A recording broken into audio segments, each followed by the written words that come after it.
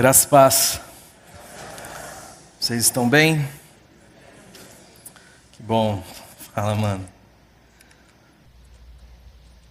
Vamos orar? Pai, bendito é o teu santo nome, Senhor.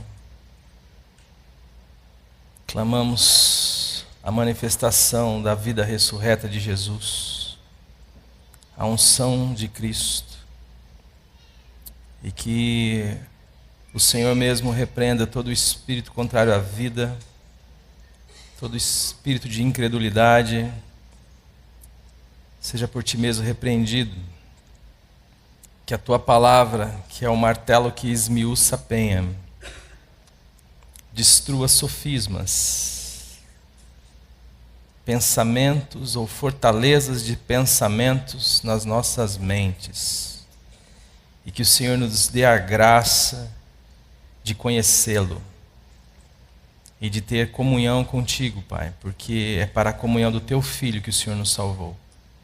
Te agradeço por esta igreja, te agradeço por cada pessoa aqui nesta noite, Pai, e peço que o Senhor venha ser o sentido e a razão de estarmos aqui nesta noite. Peço que o Senhor seja glorificado, Senhor, nesta noite em nossas vidas. Peço que o teu Espírito Santo haja promovendo vida em cada um de nós nesta noite. E que em tudo, Jesus Cristo, o teu Cordeiro, receba a glória, o louvor. Amém. Amém, queridos. Nós, nesses dias, nas últimas oportunidades que eu tive de estar aqui falando, pregando a palavra de Deus, eu tenho tentado refletir com vocês sobre a dinâmica do Evangelho e o que é o chamado de Deus para cada um de nós e o que muitas vezes nos impede de trilhar este caminho com alegria, com satisfação, com intrepidez e com ousadia. A primeira vez que eu pude falar sobre esse tema, nós comentamos, e o tema é o Evangelho segundo eu. Nós comentamos que, no contexto de Jesus, Jesus estava limitado de maneira física, espaço temporal. Ele não podia estar em todos os lugares ao mesmo tempo. Ele não podia falar com todas as pessoas ao mesmo tempo. Esta limitação é fruto do fato de Jesus assumir completamente a condição humana. Jesus, sendo Deus, não se aferrou ao fato de ser Deus, antes se esvaziou desta condição de Deus e assumiu plenamente a condição minha e sua. Ele se vestiu de nós.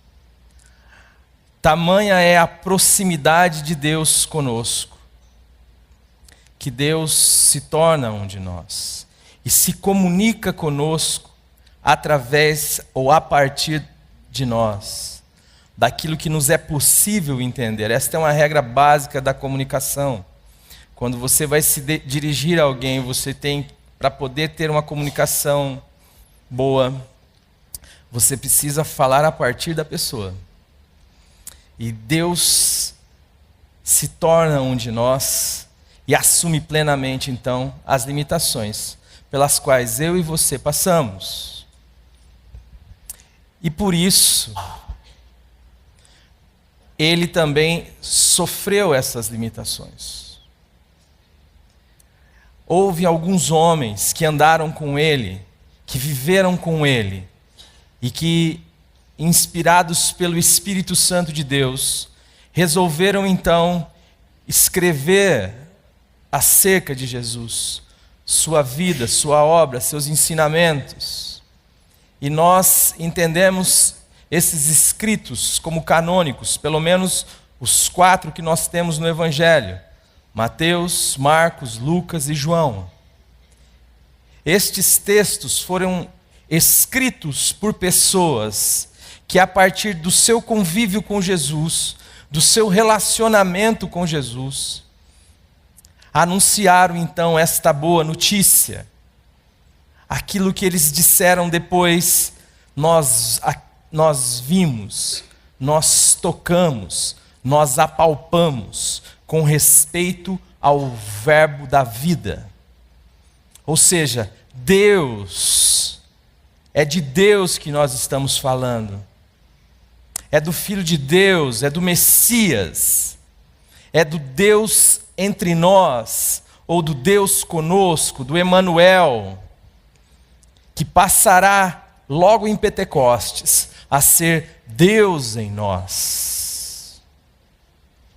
E para que Deus pudesse ser em nós, Jesus disse: eu não posso ficar aqui, convém que eu vá, que eu volte, que eu vá para a glória, porque se eu não for, o Consolador não virá. O Espírito que iria convencer a cada um de nós do pecado, da justiça e do juízo. Quando nós temos em Atos, no capítulo 2, o Pentecostes, nós temos ali o cumprimento da profecia do profeta Joel, onde Deus está derramando, ou se derramando, ou infundindo-se no homem. Deus não é mais agora alguém fora de nós, Deus veio ser em nós, como o próprio Jesus havia dito: faremos neles morada. E aqueles homens eram então testemunhas do Evangelho, daquele ser histórico, físico, com o qual eles conviveram durante mais ou menos, ou aproximadamente 3 anos e meio. Eles tinham uma notícia, eles tinham algo a dizer e a comunicar a respeito de Jesus, a respeito do verbo da vida. Mas, a partir do Pentecostes, Deus está em nós. Deus veio viver em nós, a saber, em cada um daqueles que confessaram a Jesus Cristo como o único Senhor e Salvador de suas vidas. A qualquer um daqueles que encontrou, ou que foi encontrado pela graça de Deus, e que deixaram a rebelião proposta por Satanás lá no Éden, de serem deuses, de ser Deus das suas vidas. Todos aqueles que tiraram a coroa das suas cabeças e depositaram nos pés do Cordeiro, aqueles que, tendo ouvido este Evangelho, tendo nele cridos, como diz Efésios, foram selados com o Espírito Santo da promessa. A igreja é a reunião dos filhos e das filhas de Deus, e é o corpo de Cristo, e Cristo é a sua cabeça. Por isso, amados, existe em cada um de nós um evangelho a ser comunicado. Existe a partir de mim e de você uma comunicação e uma porção de Jesus que eu não tenho. Aquilo que Deus fala no seu coração, as experiências, o seu relacionamento com Deus, o tratamento de Deus com você, a sua percepção de Deus, a boa notícia de Cristo para você, precisa ser manifesta aos outros, precisa ser contada, precisa ser testemunhada. Por isso é que o tema do que nós estamos falando fala do Evangelho segundo eu. Isto não é uma pretensão, não é uma soberba, não é alguém que fala assim: não, eu sei o que é certo, você está errado. Não, é simplesmente aqueles que foram chamados, como diz a palavra de Deus, como o próprio Jesus anunciou, que nós seríamos suas testemunhas. Em Jerusalém, em Samaria, em toda a Judéia, até os confins do mundo. Ora, e o que é ser uma testemunha? senão aquele que comunica de Jesus, que fala de Jesus. Isto é o que está sobre nós.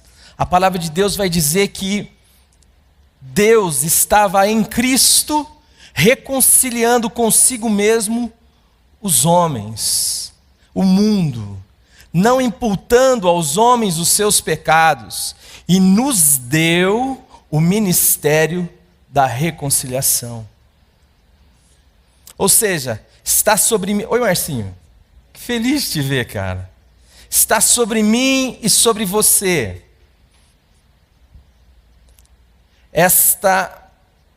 este privilégio, este ministério e esta vocação de sermos e de termos um evangelho do qual damos testemunho.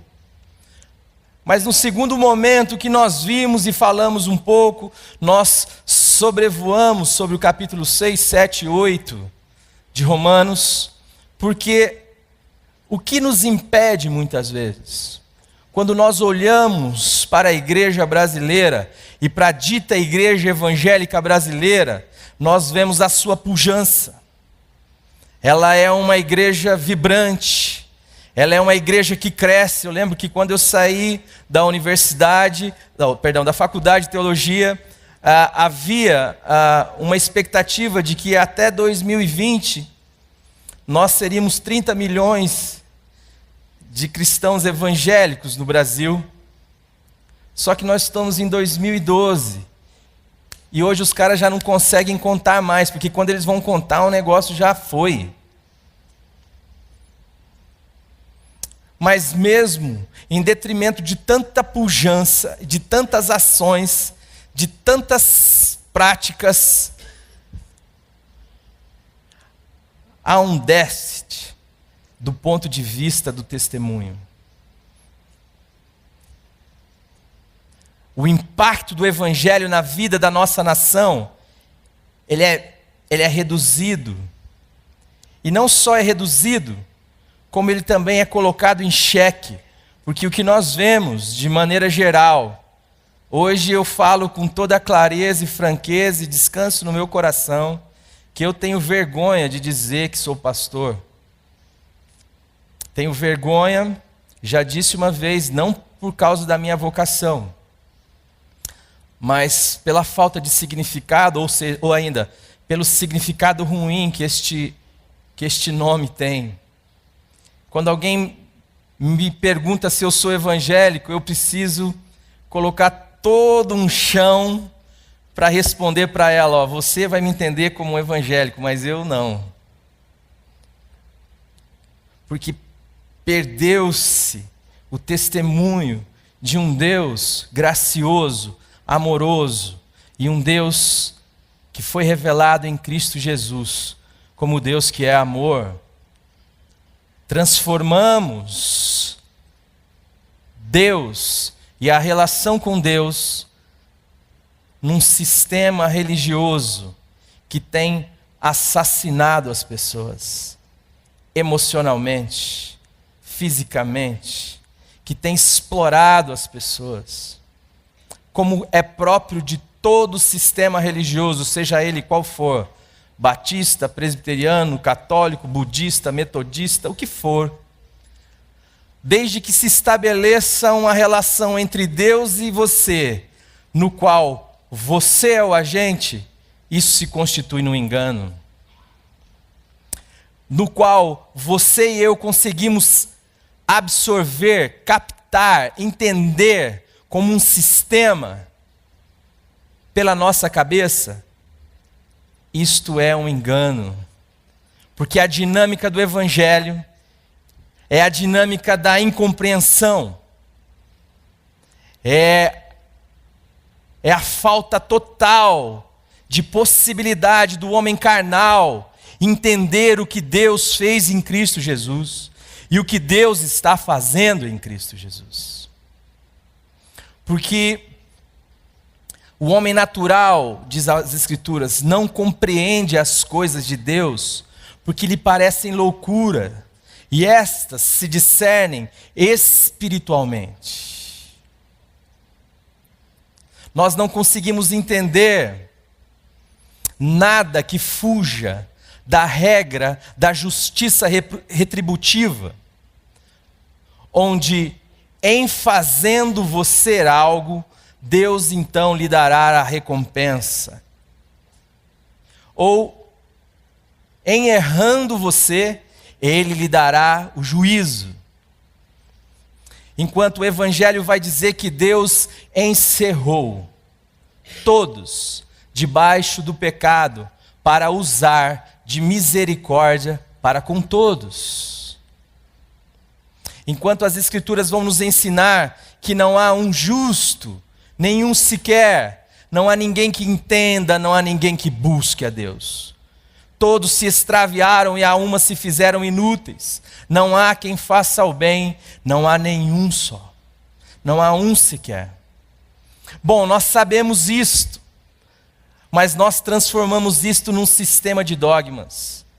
Nós transformamos isto num sistema religioso. Mas Jesus insiste em dizer que a nossa relação com Deus deve ser uma relação de vida.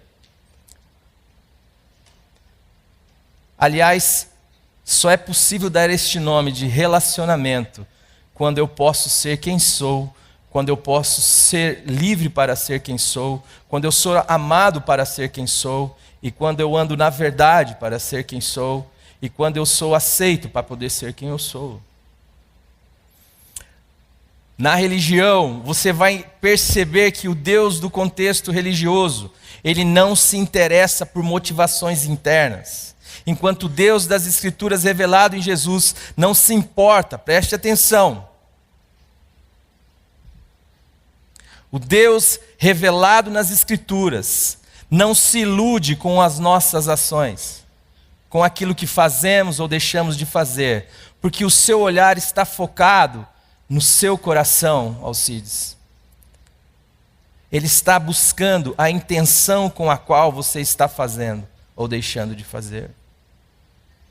Quando nós olhamos para o capítulo 3 de João, um texto que nós conhecemos muito bem, um texto que pega um homem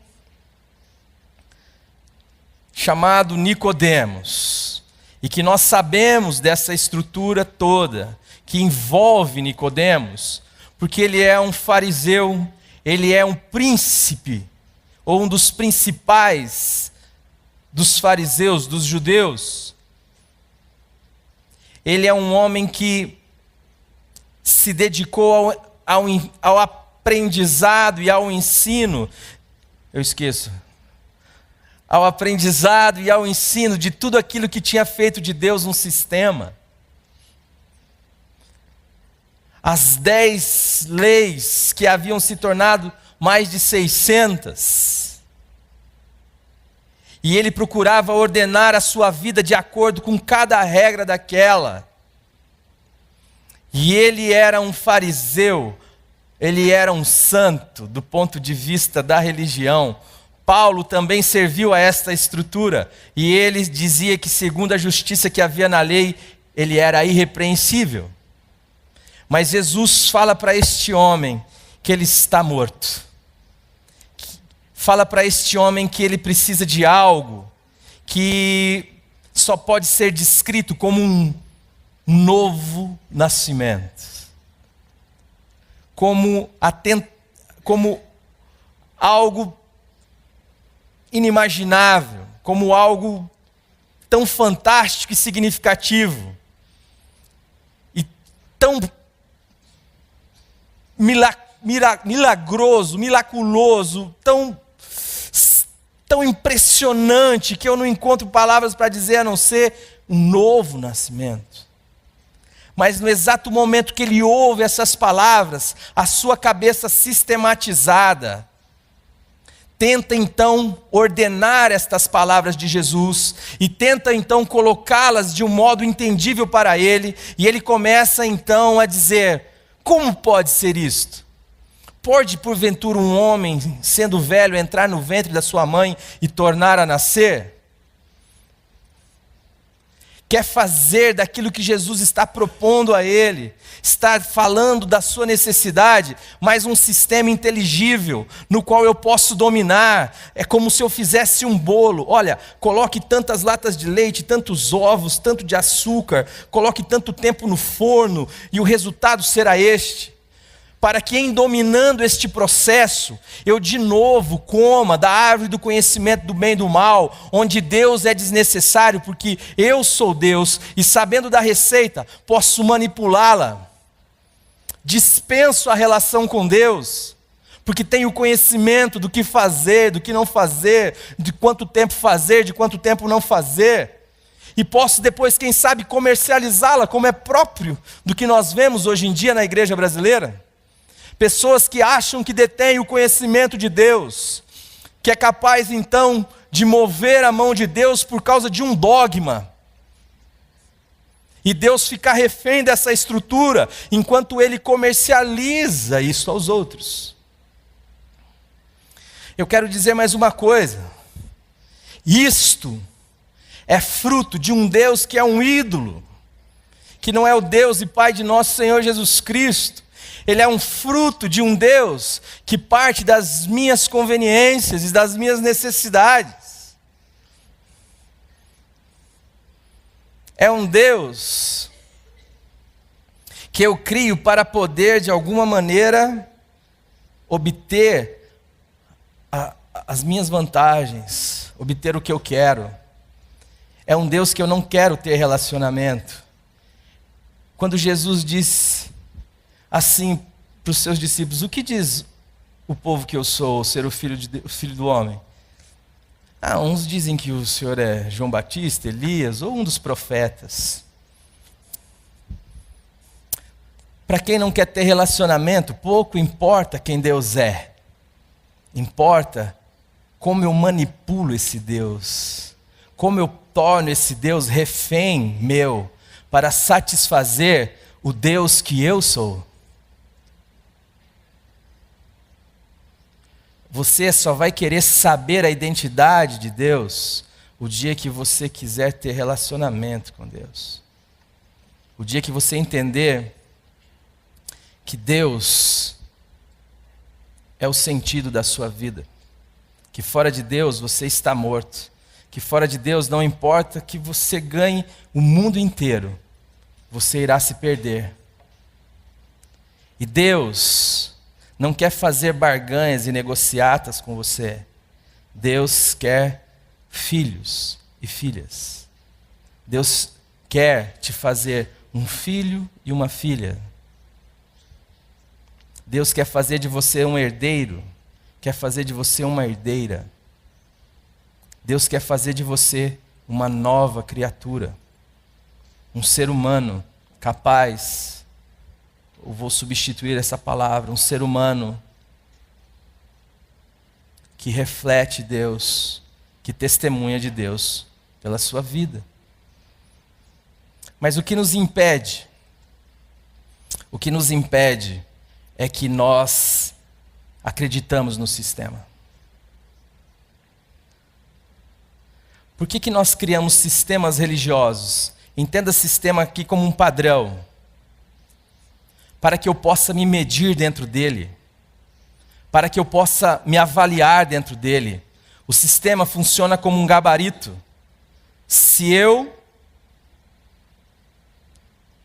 consigo manter a média medíocre, aceitável da massa evangélica, ou dita evangélica, então eu me dou por satisfeito.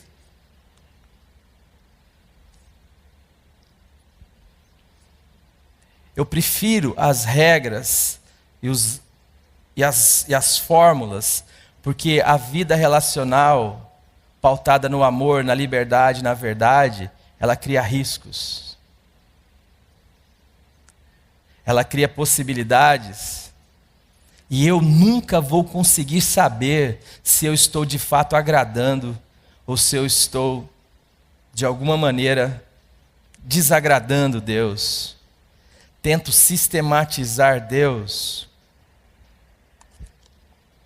E uma outra razão se dá pelo fato de olhar para mim Porque quando você se colocar diante deste padrão, desta vara de medir, deste cânon, desta lei, se você for muito sincero, e se você entender o que é evangelho, que evangelho não parte da externalidade, das ações, mas parte das internalidades, das motivações do coração, você só vai ter uma conclusão a chegar ao seu respeito. Eu estou desesperado. Eu sou pecado. Sabe quando você não chega nessa conclusão? Quando você vive na religião. Porque você vive a partir da possibilidade sua de se enquadrar dentro de um sistema religioso que diz o quanto tempo, quantas vezes você tem que vir na igreja, que diz quantas vezes você deve orar por dia. Nós pegamos lá no trabalho que nós estamos realizando lá na Chácara da Colina, todas as terças-feiras às 20 horas, chamado Desconstrução da Religião. Um irmão levou um folheto de uma comunidade da qual ele pertencia, e lá haviam passos, e dizia assim, cumpra estes passos, e você então obterá a vitória e a bênção de Deus. Oi?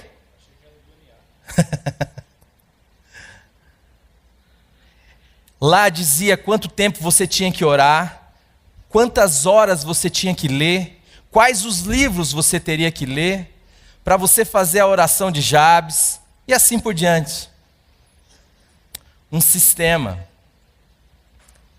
Meu querido, minha querida, em nome do Senhor Jesus Cristo, você e eu precisamos atentar para um fato: a novidade do Evangelho não pode ser acondicionada em sistemas.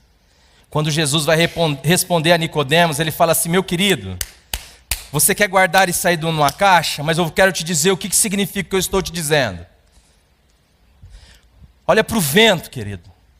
Você consegue ver? Não. Você escuta.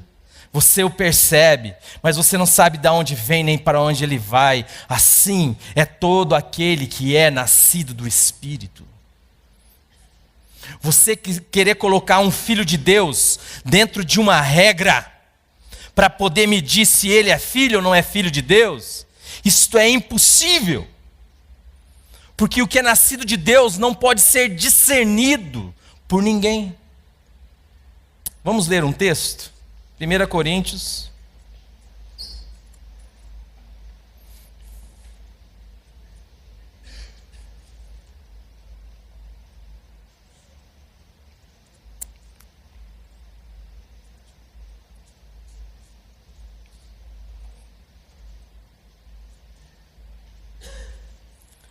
Dois, 15 e 16.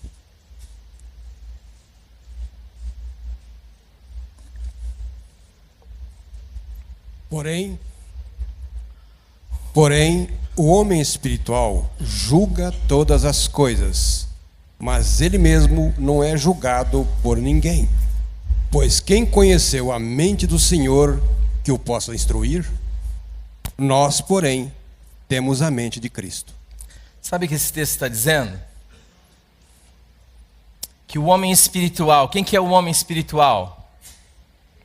Aquele que é nascido do Espírito.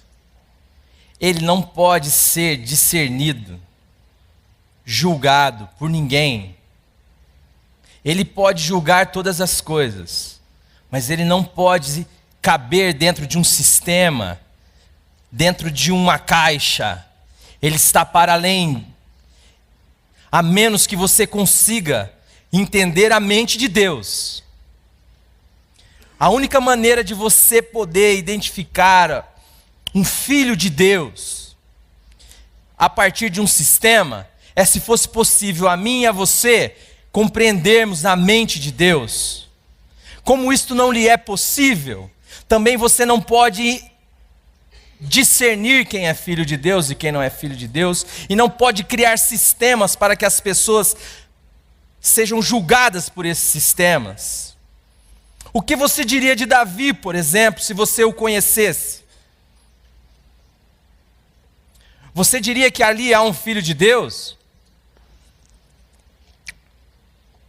O que você diria de Moisés? Você diria que ali há um filho de Deus? Eu vejo pessoas pregando sobre Abraão e colocando Abraão num pedestal. Abraão era um idólatra. Abraão foi um desobediente.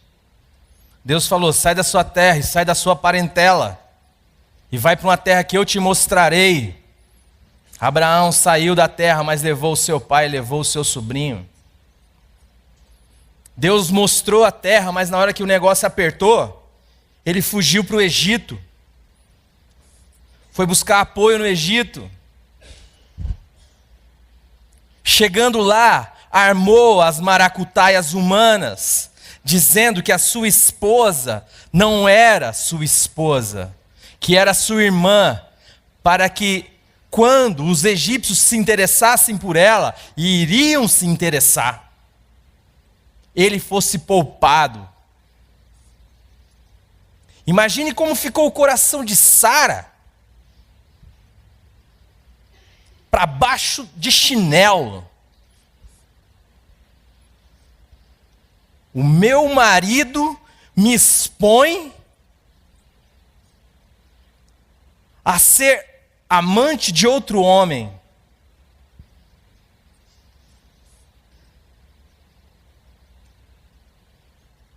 Quando Deus confirma a vocação dele, Deus fala: ó, você vai ter um filho, Sara dará à luz e terá um filho. Ele zomba da cara de Deus e diz: oxalá vive Ismael na sua presença.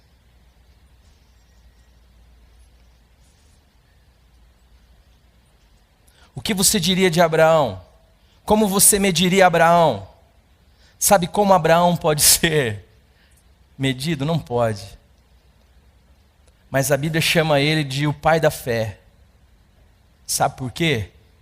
Porque Deus é aquele que escolheu as coisas vis deste mundo, as coisas desprezíveis deste mundo, para confundir as coisas sábias. Ele usou as coisas loucas. Ele usou as que não são para confundir as que são. Vá você entender a mente de Deus. É difícil um personagem bíblico que passe no nosso crivo. Mas o cruel, é cruel quando você faz isso com os outros. Mas também é cruel, amados, quando nós fazemos isso conosco. E aqui para mim está a grande dificuldade do testemunho do Evangelho. Eu quero ler um texto com vocês, que está em Filipenses.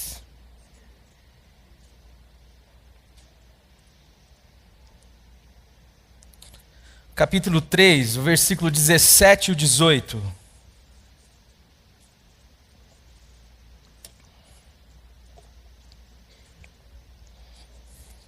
Irmãos, sede imitadores meus e observai os que andam segundo o modelo que tendes em nós. Pois muitos andam entre nós, dos quais repetidas vezes eu vos dizia e agora vos digo, até chorando, que são inimigos da cruz de Cristo. Qual de nós teríamos coragem de olhar para os irmãos e dizer: irmãos, olhe para mim. Você quer saber quem Deus é? Olhe para mim.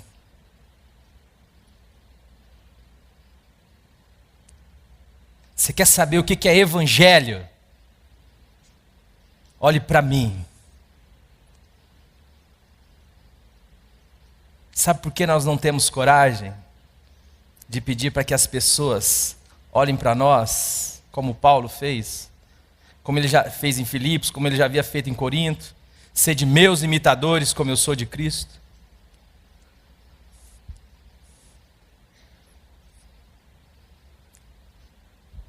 Nós temos dificuldade porque nós não cremos que Cristo é a nossa vida. Porque nós, quando vamos oferecer alguma coisa para as pessoas olharem, nós oferecemos o nosso acondicionamento a modelinhos pré-estabelecidos do que Deus é e do que Deus gosta. Paulo rompeu com toda essa estrutura, lembre-se, ele era fariseu. Mas ele vai dizer que o que para ele era lucro, segundo a lei, eu fui fariseu, e segundo a justiça que havia na lei, eu era irrepreensível. Mas o que para mim era lucro, eu considerei como perda, para poder ganhar a Cristo e ser achado nele, não tendo justiça própria, senão a que vem de Deus.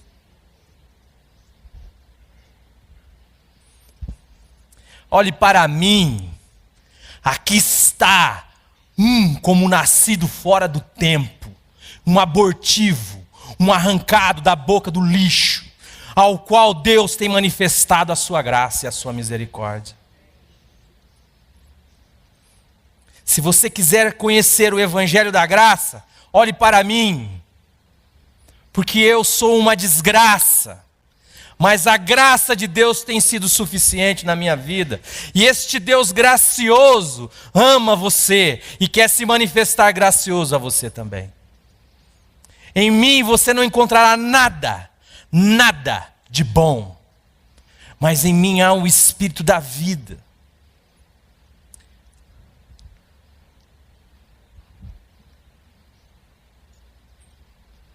Os irmãos que estão muito próximos de mim, muitas vezes se decepcionam.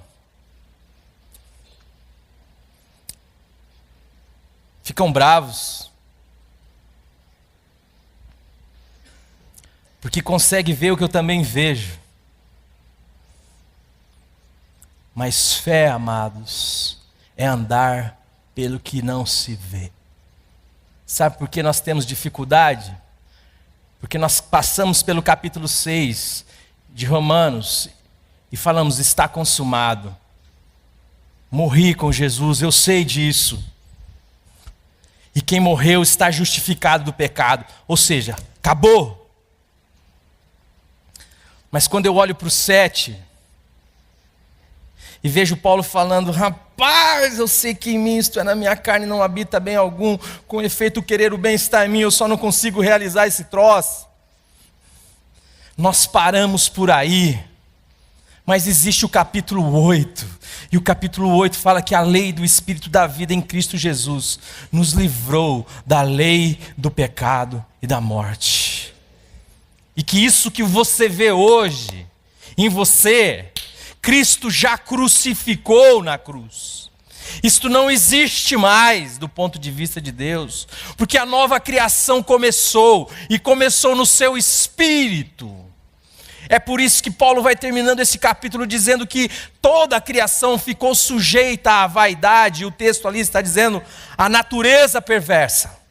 E não somente toda a criação, mas também nós que recebemos os primeiros frutos do Espírito, também gememos, aguardando a adoção de filhos, a saber, a redenção do nosso corpo, a ressurreição do nosso corpo.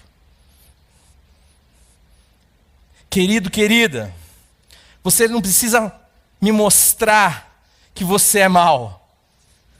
Eu sei. E você não precisa querer me convencer de que você é bom, porque eu não vou acreditar. Sabe por quê?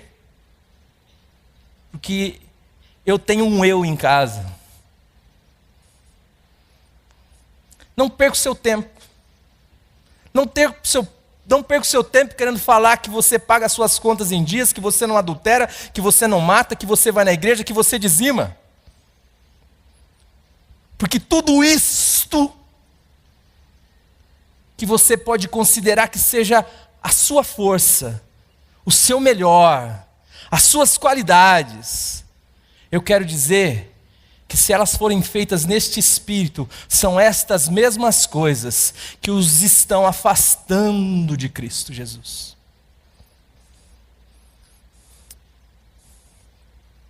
Imagine um homem com muitas habilidades.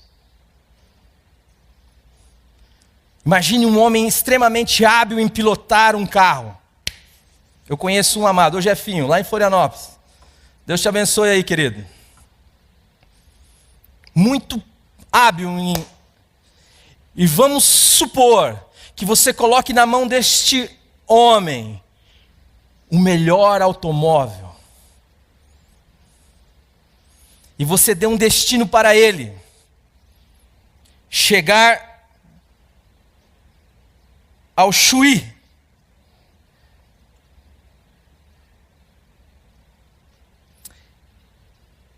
Numa estrada perfeita. Aplainada, reta, ótima. Então ele pega esse carro, suas habilidades, e dá o que tem esse carro. Só que ele pega a direção errada. Ele vai parar lá no Iapoque. Dá para entender o que eu estou dizendo, gente? Tudo o que nós consideramos como as nossas qualidades é justamente o que Deus crucificou em Cristo Jesus. Para fazer de mim e de você uma nova criação. Sabe o que nós fazemos com a nossa fé? Nós confundimos fé com crer, com acreditar.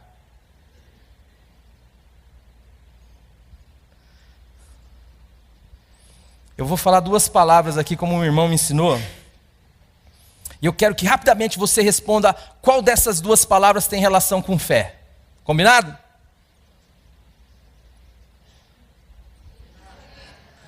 Obrigado. Qual dessas duas palavras vem primeiro na sua cabeça quando eu falar fé? Você vai ter que me dizer, tá?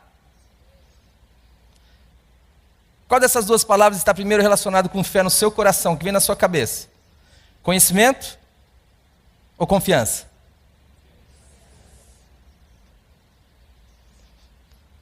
Só que não se confia em quem não se conhece, gente. Por isso que a fé cristã é relacional. Fé não é acreditar. Acreditar é antecipar um crédito. E isso eu não preciso nem te conhecer. O banco faz isso para você. O banco deposita um dinheiro na sua conta, mas ele não confia em você. É por isso que ele pega o seu nome, seu CPF, seus bens, pega tudo ali para assinar ali, sua assinatura. Porque se você não fizer, ele vai. Se ele confiasse em você, ele daria o dinheiro e fala, tal dia você passa aqui e paga.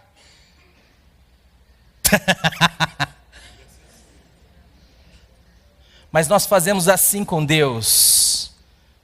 Nós acreditamos em Deus, nós damos um crédito a Deus, para ver se amanhã ou depois Ele vai funcionar conosco.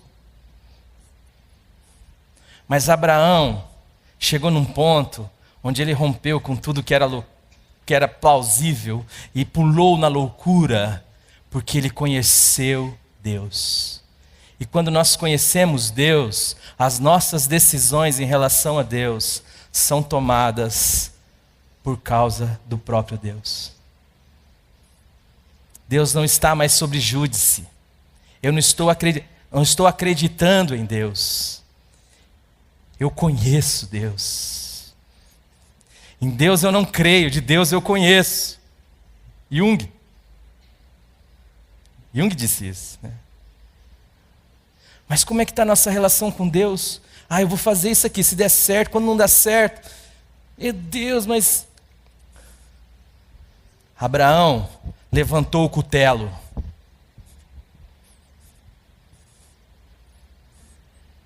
E na hora de descer o cutelo, Deus segurou o seu braço. Não toques no menino.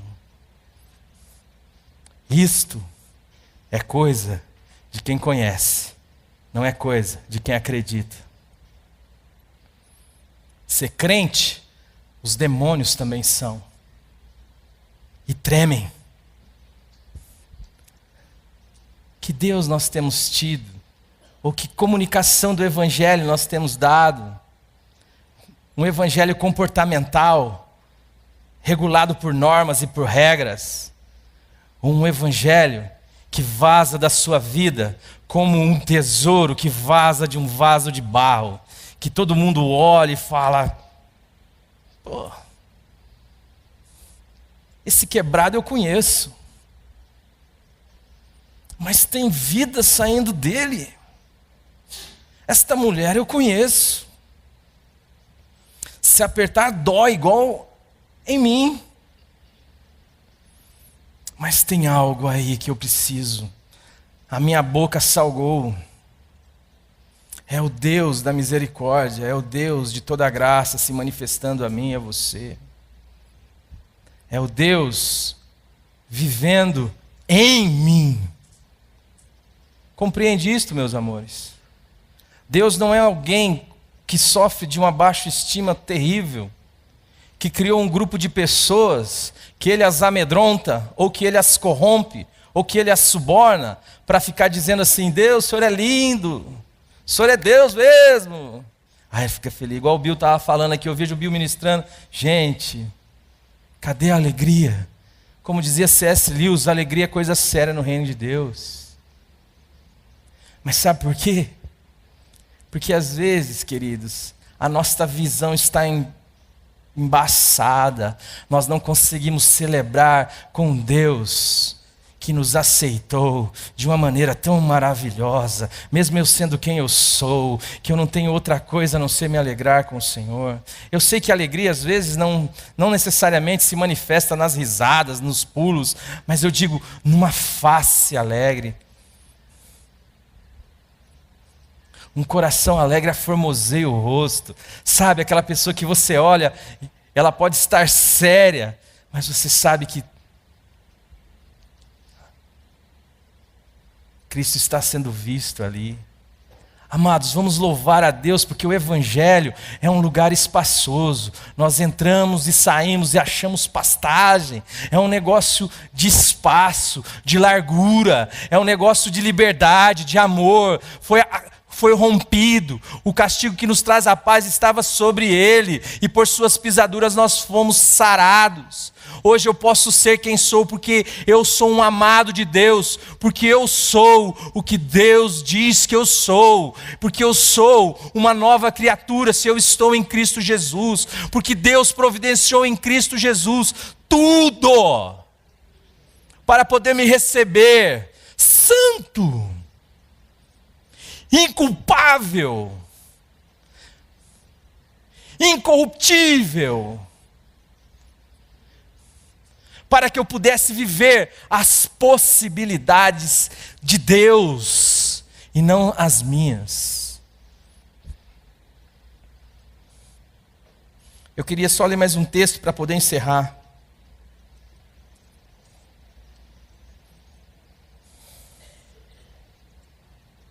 Mateus 14, 27 até o 30, Dodô, fazendo um grande favor.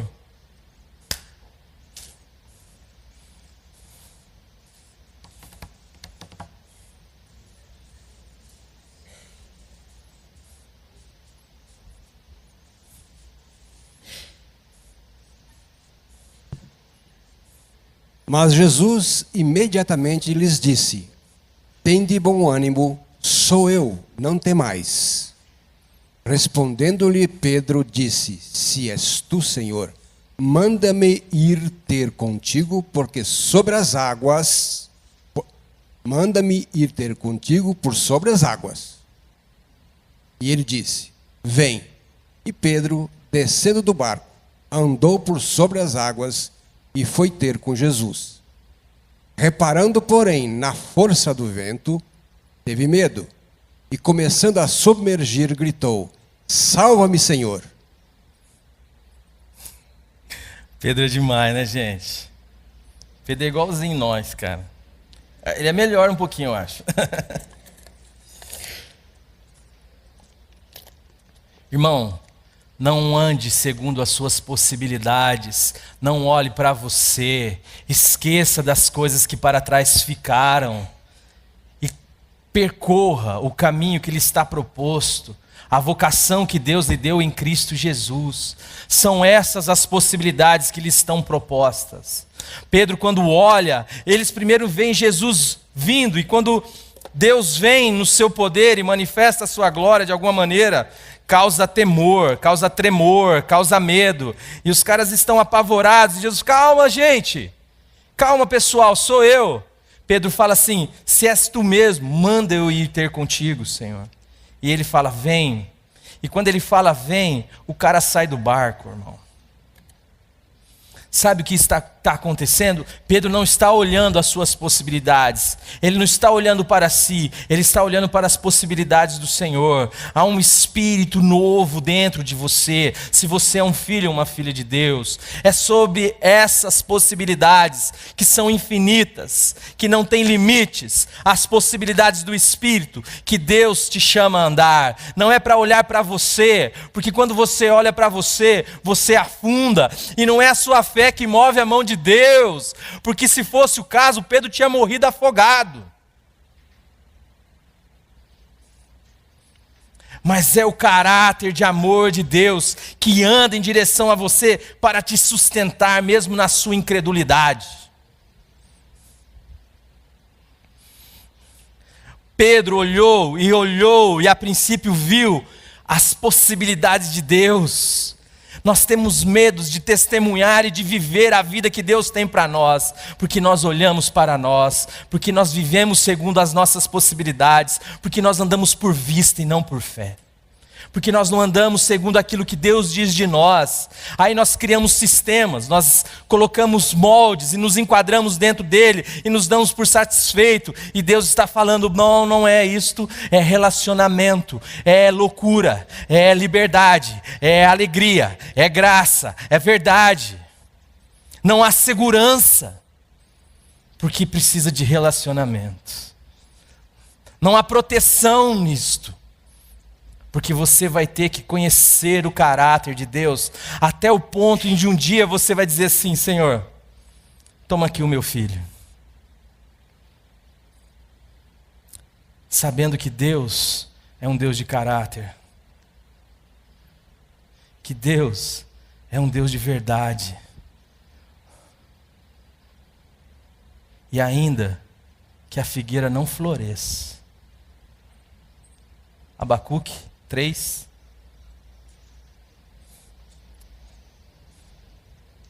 (17).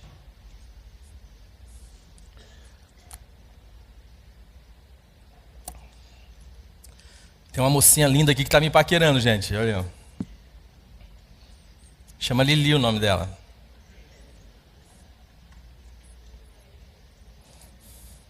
Ainda que a figueira não floresça, nem haja fruto na vide, o produto da oliveira minta, e os campos não produzam mantimento, as ovelhas sejam arrebatadas do aprisco, e nos currais não haja gado. 18. Todavia, eu me alegro no Senhor, exulto no Deus da minha salvação. Sabe o que é isso aqui, gente?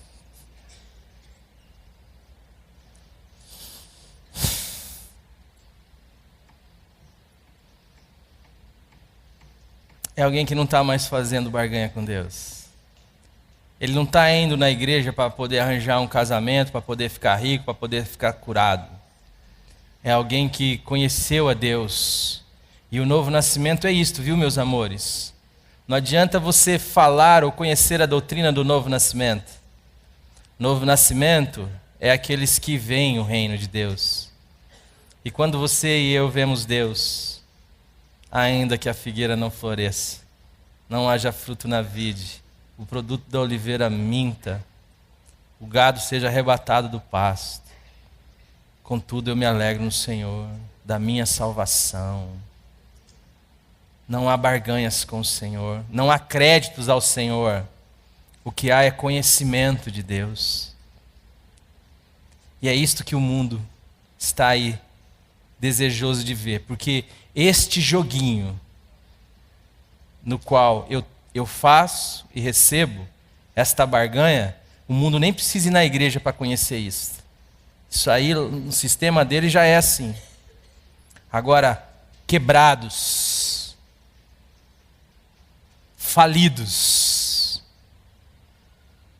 pecadores aceitos pela graça de Deus, que louvam a Deus e que não podem ser discernidos. Nossa, mas, cara, aquela ali corta o cabelo, disse que não podia cortar, agora já abananou minha cabeça. A outra está usando batom, disse que não podia. Como que é? O cara não está pregando de terno, mas como que pode? Antes tinha umas regras que eu conseguia definir. Bom, isso aqui é de Deus, isso aqui não é de Deus. Então, o que é nascido do Espírito, ninguém discerne. Ninguém discerne. Regrinha nenhuma discerne um filho de Deus. Mas se você esbarrar com um deles, com certeza você vai saber. Você pode até não entender o que está acontecendo. Alguém já falou com você, rapaz, tem um negócio em você que eu não entendo. É diferente, isso é diferente. E você está com medo danado do cara descobrir que você é crente. Fala, querido, eu queria te falar, eu sou um mendigo que achou pão. E eu quero te levar lá. O pão da vida. Quem comer da minha carne e beber do meu sangue, esse é meu discípulo. O evangelho segundo eu não é o evangelho para perfeitos, é o evangelho para amados. Curva a sua cabeça. Pai amado, bendito é o teu santo nome. E em nome do Senhor Jesus Cristo, Pai, nós estamos aqui como igreja, pedindo que o teu Espírito venha revelar ao nosso coração, Senhor, a falácia, Senhor, das regras, a falácia, Senhor, de olharmos para nós, de avaliarmos os outros e a nós mesmos, Senhor. Senhor, dá-nos a graça de contentar-nos, Senhor, com a verdade. E a verdade é dura. Mas em Cristo Jesus, a graça antecede a verdade. Porque a lei veio por Moisés, mas a graça e a verdade vieram por meio de Jesus, diz a tua palavra. Senhor, de modo que ela é antecipadora, onde eu posso ser quem sou de fato, e ser transformado, renovado, regenerado, nascer de novo. Pai, se tem alguém aqui que não nasceu de novo, se tem alguém aqui que serve a religião dos moldes, Pai, revela a ele o seu pecado e o seu amor pelo teu Espírito e pela tua palavra. Pai, em nome do Senhor Jesus, traz alegria e contentamento nesta noite. Espírito Santo, trabalha no sentido de trazer vida e vida verdadeira. Senhor, as pessoas que são refém das pessoas, da opinião alheia, dos métodos, dos sistemas religiosos. Pai, em nome do Senhor Jesus, liberta neste momento. E dá-nos a graça de, como igreja, sermos anunciadores de um Deus salvador, gracioso, libertador, que Deus... e que se deu, porque é Deus de amor e graça, que conhece o que há no homem, que sabe que não há nenhuma esperança para o homem, fora da ação dele mesmo, salvadora, redentora, regeneradora, vivificadora, perdoadora, santificadora, tudo está em Jesus Cristo, e Ele é a nossa vida, Senhor. Dá autoridade a esta igreja, a cada pessoa aqui, a cada irmão aqui, de ser anunciador do Evangelho, Senhor. Dá-nos a graça de olharmos para nós e dizer: irmão, ande comigo, você verá o Senhor, não porque eu sou perfeito, mas porque Deus é a minha vida, Senhor. Pai, nos livre das amarras, nos livre, Senhor, das culpas, nos livre, Senhor, do pecado que tão de perto nos assedia, e dá-nos a graça de saber que Ele não é mais Senhor da nossa vida, que agora existe outra lei habitando em nós, que é a lei do Espírito da vida em Cristo Jesus. Eu não estou e nós não estamos mais debaixo da lei, mas debaixo da graça. E a graça é a condição que o Senhor nos dá em Cristo Jesus, de ser quem o Senhor nos criou para ser. Louvado seja o seu nome nesta noite. Muito obrigado, Pai, porque o Senhor nos ama e o Senhor estava em Cristo, reconciliando consigo mesmo o mundo, não imputando aos homens os seus pecados. E obrigado porque o Senhor nos deu a fazer parte deste ministério de anunciar às pessoas em Cristo Jesus o teu amor, a tua graça, a tua ação poderosa, libertadora do homem. É em nome do teu Filho amado que nós te agradecemos e te louvamos. E a Ele toda a honra e toda a glória, Pai. Amém. A mensagem que você acabou de assistir faz parte do Ministério de Comunicação Palavra da Cruz. Temos um grande acervo de estudos bíblicos em áudio e vídeo. Distribuímos também gratuitamente o jornal mensal Palavra da Cruz. Entre em contato conosco pelo fone 0 operadora 43 3372 8900 ou pelo e-mail livraria@piblondrina.com.br. Visite-nos pelo site www.livrariapiblondrina.com.br ou acesse www.piblondrina.com.br. Graça e paz.